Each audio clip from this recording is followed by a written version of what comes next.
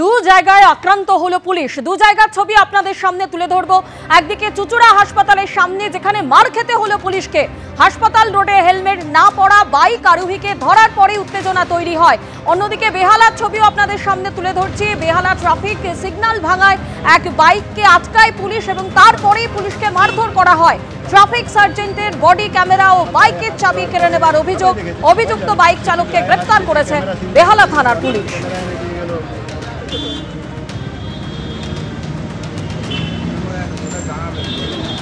আর অন্যদিকে চুচুড়ার যে ছবি আপনাদের সামনে তুলে ধরছি, চুচুড়া হাসপাতালের সামনে যেখানে মার খেতে হলো পুলিশকে, হাসপাতাল রোডে হেলমেট না পরা বাইক আরোহীকে ধরার পরে উত্তেজনা তৈরি হয়।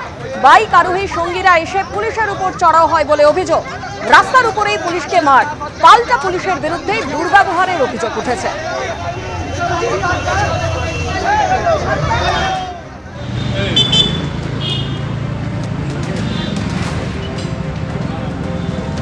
অন্যদিকে বেহালার ছবি দেখাচ্ছি যেখানে ট্রাফিক সিগন্যাল ভাঙায় বাইককে আটকানোয় পুলিশকে মারধর করা হয়। ট্রাফিক সার্জেন্টের বডি ক্যামেরা ও বাইকের চাবি কেড়ে নেবার অভিযোগ উঠেছে। অভিযুক্ত বাইক চালককে গ্রেফতার করেছে বেহালা থানা।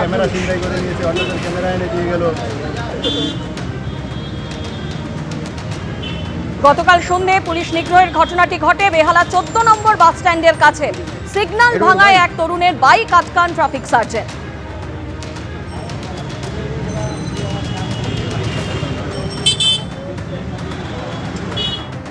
আসছে পরের খবরে। সুপ্রিম কোর্টে এসআইআর মামলা শুনানি। যাদের নাম বাদ পড়েছে তাদের নাম ওয়েবসাইটে মঙ্গলবারের মধ্যে প্রকাশ করুন। বাদ পড়ার কারণ জানাতে হবে। আগামী শুক্রবার মামলা শুনব, নির্দেশ সুপ্রিম কোর্টের। আধার কার্ডও যে গ্রহণ করা হবে সেটা নিয়ে আলাদা করে বিজ্ঞপ্তি দিন, কমিশনকে নির্দেশ আদালতের। স্বচ্ছতা ভোটারদের মধ্যে আস্থা বাড়াবে। আপনারা কেন বাদ যাওয়া ভোটারদের নাম কারণ সহ ওয়েবসাইটে প্রকাশ করছেন না? তাহলে তারা উপযুক্ত পদক্ষেপ করতে পারবেন, মন্তব্য বিচারপতি জয়মাল্য বাগচির। রাজ্য সরকারের ওয়েবসাইট আমরা ব্যবহার করতে পারবো না, সওয়াল কমিশনের। রাজ্য নির্বাচন কমিশনের ওয়েবসাইট আছে, মন্তব্য বিচারপতি সূর্যকান্তের। সেখানে পঞ্চায়েতের তথ্য থাকে, মুখ্য নির্বাচনী আধিকারিকের ওয়েবসাইট আছে, সওয়াল কমিশনের। আমরা খসড়া তালিকা আপলোড করেছি, সেখানে সবার নাম আছে, সওয়াল করেছে কমিশন। 2025 সালের তালিকার থেকেও কারোর নাম বাদ দেওয়া হয়নি।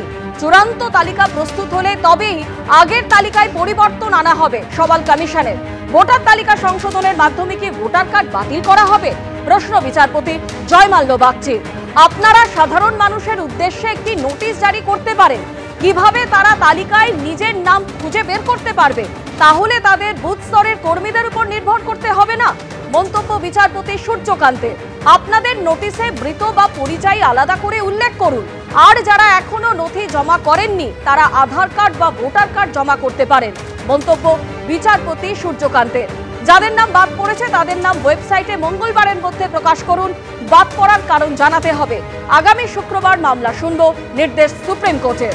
আধার কার্ডও যে গ্রহণ করা হবে সেটা নিয়ে আলাদা করে বিজ্ঞপ্তি দিন, কমিশনকে নির্দেশ আদালতের।